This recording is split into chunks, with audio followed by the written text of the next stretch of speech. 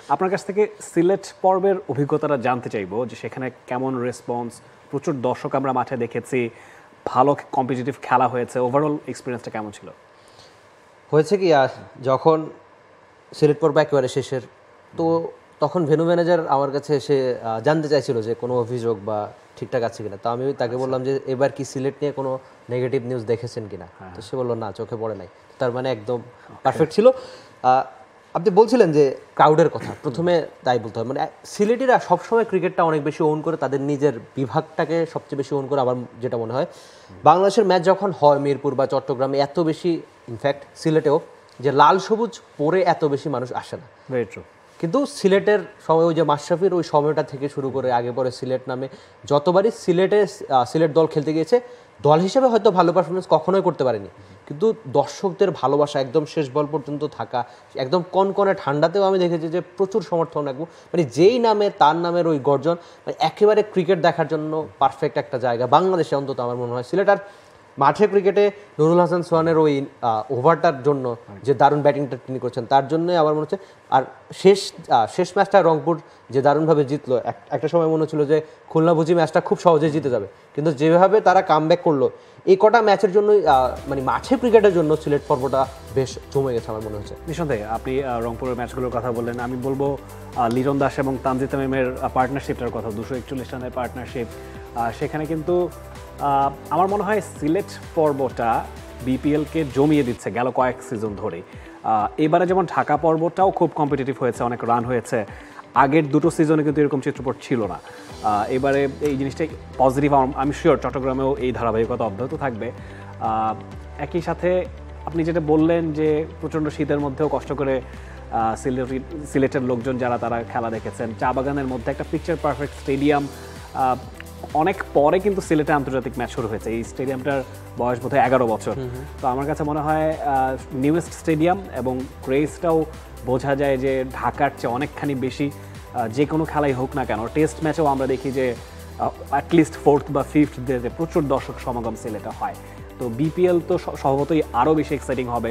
তো দর্শকদের response overall সব কিছু মিলিয়ে আমার কাছে মনে হয় যে সিলেট পর্বের এই ধারাবাহিকতা যদি টুর্নামেন্টের বাকি অংশে থাকে, তাহলে বিপিএল নিশ্চয়ই অন্য আগের বেশ কয়েকটা সিজন থেকে একটা আলাদা ছাপ এবার রেখে যাবে নিশ্চয়ই। না, সেটা তো বটেই। আর অনেকেই বলছিলেন যে বাউন্ডারিটা ছোট, স্বয়ং তামিম ইকবাল খানি একবার প্রচুর কমেন্ট আজকে আমাদের ফ্রি হিটে আসছে, মানে বিসিবির একদম সমালোচনা করেছিলেন যে বাউন্ডারি ছোট কিনা, যে ফেক আত্মবিশ্বাস পাচ্ছি না ক্রিকেটাররা, এমন সব। আগে আত্মবিশ্বাস পাক, তারপর সেটা ফেক হোক নাকি, অন্তত আগে তো রান। আর আপনি বলছিলেন যে তানজিদ তামিম আর লিটনের ওই পার্টনারশিপটাও মানে বিপিএল ইতিহাসের তো অন্যতম সেরা। আর আপনি দেখুন যে মানে এটা পুরো টি-20 ক্রিকেট ইতিহাসে কিন্তু এমন ঘটনা খুব একটা নেই। খুব সম্ভবত 9 বার দুই ব্যাটার একটা টি-20 ইনিংসে দুজনই সেঞ্চুরি করেছেন। একটা টি-20 ইনিংসে একজন ব্যাটার সেঞ্চুরি করা মানে অনেক কিছু, সেখানে দুজন বাংলাদেশি করেছেন, এটা অবশ্যই আমাদের জন্য পাওয়ার ছিল। এমনকি সিলেটের উইকেটে যে প্রচুর রান হয়েছে তার প্রমাণ জানান দিচ্ছে এগুলা। তো দেশি ক্রিকেটাররা যদি ভালো পারফরমেন্স করেন, সেটাই বোধ করে আমাদের জন্য পাওয়ার হবে। আর চট্টগ্রামেও হয় কি, চট্টগ্রামে প্রচুর রান হয়। বিপিএল ইতিহাসের সর্বোচ্চ রান যদি প্রথমটা লাস্ট সিলেটে হয়ে থাকে, এর পরের 9টা স্কোরই চট্টগ্রামে। ওকে, তার মানে বিপিএল ইতিহাসের সবচেয়ে বেশি রান কিন্তু সবসময় চট্টগ্রামে হয়। 200 বেশি রান বিপিএল মানে চট্টগ্রাম। মিরপুরের হোম ক্রিকেটে খুব একটা রান হয় না। তো সর্বোচ্চ স্কোরের 10টার মধ্যে 9টাই যখন চট্টগ্রামে, তখন আমরা আরেকবার আশা করতেই পারি। আর আমরা প্রায়শই বিসিবির আলোচনা সমালোচনা তো করতে পারি, তবে একজন মানুষের ক্রেডিট মানে অনেক বেশি দেওয়া দরকার, সেটা হচ্ছে জাহিদুর রহমান বাবু। তিনি চট্টগ্রামের কিউরেটর। মানে আমরা তো সচরাচর বিদেশি বা সাদা চামড়া দেখলে আমাদের ভালোবাসা খুব বেড়ে যায়, কিন্তু আমাদের দেশি কিউরেটররাও যে পারেন তার প্রমাণ তো এই জাহিদ রাজা বাবুরা। নিঃসন্দেহে বাবু ভাই আসলে যেভাবে করে চট্টগ্রাম উইকেটটা তৈরি করেছেন, এটা আসলে ওয়ার্ল্ড ক্লাস একটা উইকেটই হয়েছে। বাংলাদেশের টিপিক্যাল উপমহাদেশীয় ঘরানার উইকেট, সেটা কিন্তু চট্টগ্রামকে সেভাবে বলা যায় না। এবং আমরা একটু পয়েন্ট টেবিলটাও দেখে নিতে চাইবো। সবচেয়ে বেশি 7টা ম্যাচের 7টায় জিতে রংপুরের 14 পয়েন্ট নিয়ে পয়েন্ট টেবিলের শীর্ষে। 2 নম্বরে থাকা চট্টগ্রাম কিংস এবং সেই সঙ্গে ফরচুন বরিশাল 6 করে পয়েন্ট তাদের, মানে পয়েন্টের ব্যবধানটা 8। খুলনা টাইগার্স 5 ম্যাচে 2 জয়, সেই সঙ্গে 3টা হার তাদের আছে 6 পয়েন্ট।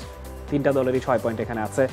তারপর সিলেট স্ট্রাইকার্স 6 ম্যাচে 2 জয় 4 হার, তাদের 4টা পয়েন্ট। দুর্বার রাজশাহী ইকুয়াল 4টা পয়েন্ট নিয়ে, এবং ঢাকা ক্যাপিটালস 7 ম্যাচের 1টা জয় এবং 6টা হার 2 পয়েন্ট নিয়ে পয়েন্ট টেবিলের তলানিতে আছে। তবে টুর্নামেন্টে তো এখনও অনেকখানি বাকি আছে এমএল, নিশ্চয়ই 5-8 দান উল্টে যেতেও পারে, চট্টগ্রাম পড়বেই হয়তো বা বিপরীত চিত্রপট আমরা দেখতে পাই নিশ্চয়ই। আর সেটা বটে, মানে এখন পর্যন্ত ঢাকা ছাড়া বাকি সব দলকে ছিটিয়ে গেছে এমন কোনো সম্ভাবনা আপনি নেই, সবাই প্লে অফ রেস আছে একদম। মানে সিলেট বা দুর্বার রাজশাহী 4টা পয়েন্ট করে রয়েছে, তারা যদি দারুণ ক্রিকেটটা খেলে যদি চট্টগ্রামে ভালো ক্রিকেটটা মানে যদি খুব দ্রুত বাকি ম্যাচগুলো জিততে পারে কিংবা পয়েন্ট অর্জন করতে পারে, তাহলে কিন্তু বা নেট রান রেটের যে ব্যাপারটা সেটা হয়তো আরো পরে আসবে। কিন্তু ঢাকারও সুযোগ যে একেবারে শেষ, বাকি যে কটা ম্যাচ যদি জিতে যায় সবগুলো জিততে হবে, হ্যাঁ মানে সবগুলো যদি জিতে যায় তাহলে হয়তো 4 নাম্বার দল হিসেবে সুযোগ থাকবে।